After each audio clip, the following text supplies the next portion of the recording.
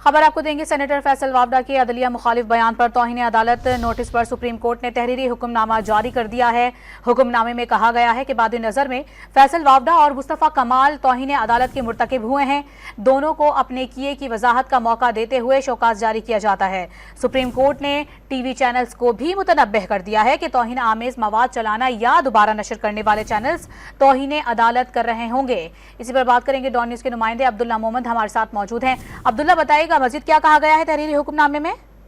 जी बिल्कुल, supreme court ने इस हवाले से तहरीरी हुक्मनामा जारी करी और तहरीरी हुक्मनामे के मुताबिक सुप्रीम कोर्ट ने फैसल वाडा और मुस्तफ़ा कमाल को तौहीन अदालत की गुज़िश्ता समाअत का तहरीरी हुक्मनामा है, जिसमें कहा गया कि फैसल वाडा और मुस्तफ़ा कमाल ने अदलिया पर इल्ज़ामात लगाए, ज़ेर समाअत मुकदमात पर गुफ्तगू की। फैसल वाडा और मुस्तफ़ा कमाल ने बज़ाहिर तौहीन अदालत की, जिन्हें तौहीन अदालत का शोकास नोटिस जारी किया जाता है।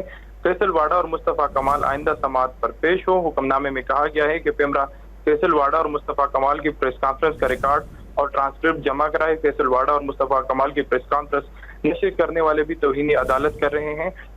टीवी चैनल और दीगर मीडिया प्लेटफॉर्म्स तौहीन अदालत का मवाद चलाने से गुरेज करें।